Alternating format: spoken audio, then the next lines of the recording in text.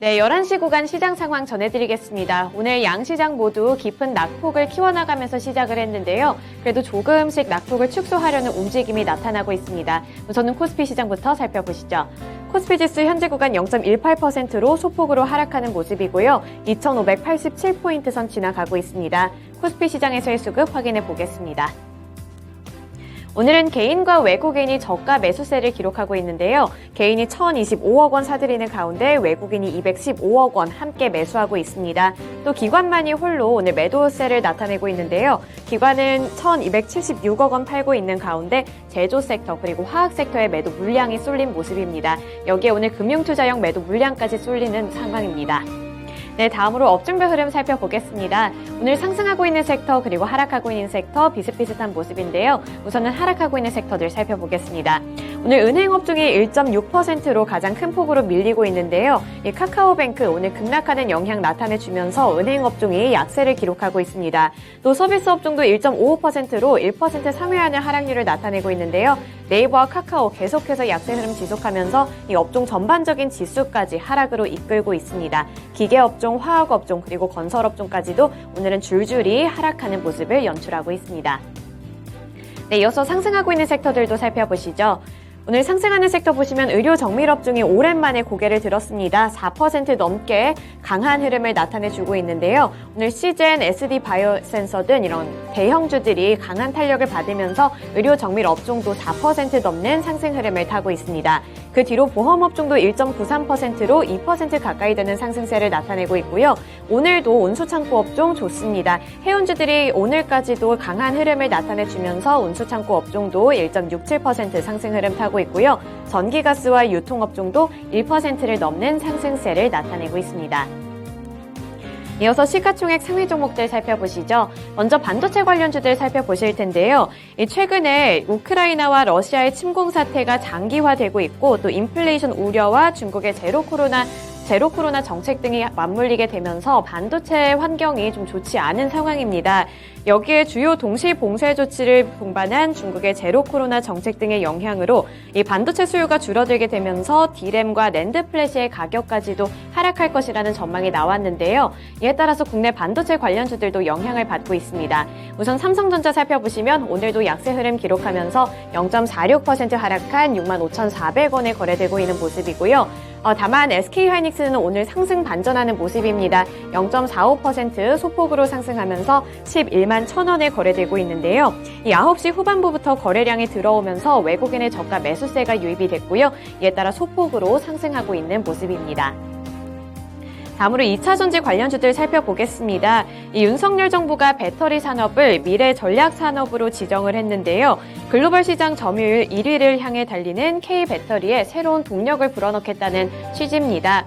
여기서 LG에너지솔루션이 글로벌 배터리 시장에서 1위를 기록했다는 소식에 홀로 3사 중에 빨간불을 켜는 모습을 하고 있는데요. LG에너지솔루션 0.89% 상승한 39만 5천 원에 거래되고 있는 가운데 삼성 SDI와 LG화학은 파란불입니다. 삼성 SDI 0.51% 소폭으로 하락하면서 58만 1,000원이고요. LG화학도 오늘 2% 넘게 밀리면서 50만 8천 원 선까지 밀렸습니다. 최근에 삼성 SDI와 LG화학에 대한 투자 심리가 많이 약해진 상황입니다.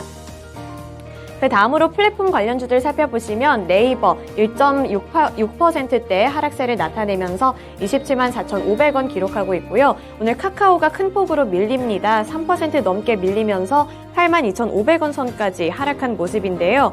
이 카카오는 카카오페이가 공모가를 하회하면서 신저가를 경신하기도 했고요. 또 카카오뱅크도 신저점을 기록하면서 이런 카카오 그룹주를 향한 투자 심리 자체가 악화된 모습을 하고 있습니다. 그리고 네이버의 경우에는 외국인이 4거래일 연속으로 저가 매수세를 나타내고는 있지만 이 주가에는 좀 미미한 흐름으로 나타나고 있는 상황입니다.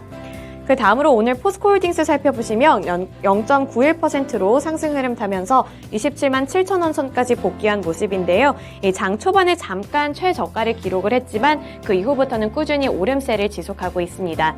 나머지 오늘 현대차와 기아 같은 거 살펴보시면 파란불을 켜내면서 지지부진한 흐름을 나타내고 있고요. 셀트리온도 오늘 2% 넘게 밀리는 모습을 연출하고 있습니다. 네, 다음으로 코스피 시장에서의 특징주 살펴보겠습니다. 어제에 이어서 오늘도 해운 관련주들이 상승세를 나타내고 있는데요.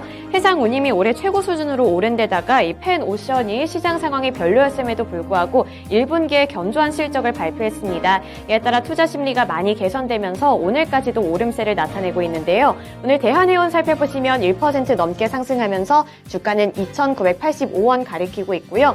펜오션 어제도 급등했는데 오늘도 상승폭 키워나가면서 현재 구간 5.92% 상승세 나타내고 있습니다. 그 밑으로 흥하해운도 7% 넘게 오르고 있고요. HMM 4%대 상승세 나타내는 가운데 태웅로직스 탄력이 둔화되기는 했지만 여전히 6%대로 강세를 지속하고 있습니다. 주가는 13,300원을 나타내는 중입니다. 네, 코스닥 시장으로 넘어가 보겠습니다. 코스닥 지수 역시 마찬가지로 개파락 출발했지만 조금씩 탄력을 받고 있는 상황이고요. 1.09% 하락세를 나타냅니다. 856포인트 선 지나가고 있습니다. 코스닥 시장에서의 수급 체크해 보시죠. 네, 수급 살펴보시면 오늘 개인이 1,967억 원으로 홀로 매수세 나타내고 있고요. 오늘도 코스닥 시장에서는 외국인과 기관이 동반 매도세입니다. 외국인이 888억 원, 기관이 1,043억 원 매도하고 있는데요. 오늘 대체적으로 골고루 팔고 있는 상황입니다. 코스닥 시장에서의 시가총액 상위 종목들 살펴보겠습니다. 코스닥 시장에서는 대체적으로 파란불을 켜는 모습인데요. 우선 2차전지 관련주들부터 살펴보겠습니다. 코프로비엠 오늘 외국인이 4일 연속으로 매도세 나타내면서 2% 넘게 밀리고 있고요. 46만 5,200원 선까지 물러났습니다. LNF도 1.38% 하락하면서 22만 1,800원 가리키고 있고요. 첨보는 오늘 증권가에서 분석이 나왔습니다. 이 판가 인하를 피해가지 못할 것이라는 분석이 나왔는데요. 이에 따라 4% 넘게 큰 폭으로 밀리고 있고요. 25만 4,400원에 거래되고 있는 상황입니다. 오늘 이렇게 줄줄이 파란불 켜내면서 약세를 나타내고 있는데 그중에서 홀로 큰 폭으로 상승하고 있는 종목이 있습니다. HLB가 되겠는데요. 이 기관이 4거래일 연속으로 저가 매수세를 나타내고 있고요. 외국인도 이틀 연속으로 매수세를 기록하고 있습니다. 이 개별 호재 소식이 여러 가지가 있었는데요. 이 HLB 주가가 미국 자회사가 소유권을 보유한 난소암 치료제를 독일에서 판매를 하기 시작했다는 소식도 있었고요. 또 최근에 HLB는 최근에 인수했던 이 기업인 노터스가 주주 가치 제고와 거래 유동성 강화를 위해서 보통주 1주당 신주 8주를 배정하는 대규모 무상증자를 진행한다고 지난 9일 밝힌 바 있습니다. 이런 여러 가지 호재 소식이 겹치게 되면서 오늘 두 자릿수대 상승 흐름 나타내고 있고요. 35,550원에 거래되고 있습니다. 마지막으로 콘텐츠 관련주들 살펴보겠습니다. CJ ENM과 스튜디오 드래곤이 있는데요. 오늘 CJ ENM 주가 살펴보시면 7% 넘게 하락하면서 11만 원 초반 부근에서 움직이고 있습니다. 증권가의 혹평이 있었는데요. 실적이 컨센서스를 하회를 했고 또 엔터 본문에서 성장 동력이 필요하다는 분석이 나왔습니다. 이 콘텐츠 사업부의 수익화 시점이 지연되고 있다고 본 건데요. 이에 따라 투자 심리가 많이 약화되면서 7% 넘는 하락세를 드러내고 있습니다. 그에 비해서 오늘 스튜디오 드래곤에 대한 분석은 그렇게 나쁘지는 않았는데요. 1분기 실적도 컨센서스를 부합을 했고 또 2분기에는 더욱더 풍성해질 것이라고는 봤지만 아직 이 출발이 조심스럽다는 분위기입니다. 이에 따라 그렇게까지 큰 폭으로 탄력을 받지 못하고 있고요. 주가 2% 넘게 하락하면서 79,400원에 거래되고 있습니다. 마지막으로 동진세미캠은 하락세를 나타내다가 소폭으로 상승하는 모습으로 바뀌었고요. 42,500원 선에 거래되고 있는 상황입니다. 네, 이어서 특징주 살펴보겠습니다. 오늘 오랜만에 진단키트 관련주들이 빨간불을 켜낸 모습인데요. 호실적 및 개별 소식에 따라서 상승세를 나타내고 있습니다. 우선 휴마시스 살펴보시면 14% 넘게 오르면서 주가는 14,500원을 기록하고 있는데요. 북한에서 오미크론 환자가 발생했다는 소식에 휴마시스가 탄력을 받고 있습니다. 또 휴마시스는 지난 9일 조달청과 592억 원을 자가 검사 키트 공급 계약을 체결했는데요. 이는 지난해 총 매출의 142%에 달한다고 합니다. 이런 여러 가지 소식이 겹치게 되면서 휴마시스가 오늘 큰 폭으로 탄력을 받고 있고요. 그 밑으로 수젠텍 살펴보시면 역시 18% 넘는 급등세 나타내면서 13,050원에 거래되고 있습니다. 분기 최대 실적 달성의 상승 흐름을 나타내고 있는 건데 있는데요. 오미크론 변이 출현에 따라서 이 진단키트 판매량이 증가함에 따라 최대 실적을 기록했습니다. 매출액이 전년 동기 대비 515% 성장을 했고요. 영업이익도 714% 성장을 했다고 합니다. 또 앞으로 포스트 코로나 시대를 대비해서 알레르기 진단, 결핵 진단, 그리고 여성 호르몬 자가 진단 사업을 신성장 동력으로 삼을 예정이라고 합니다. 이에 따라 기대감을 많이 받고 있고요. SD 바이오센서 역시 오늘 실적 모멘텀이 있었습니다. 이에 따라 5.74% 상승한 49,700원에 거래되고 있고요. 시즌도 미국의 서부 지역에 분자 진단 제품 생산 시설을 설립하는 등 해외 사업 확장 기대감을 받으면서 주가가 1% 넘게 오르고 있는 상황입니다. 네, 이렇게 특징주까지 함께 살펴봤고요. 11시 구간 시장 상황 전해드렸습니다.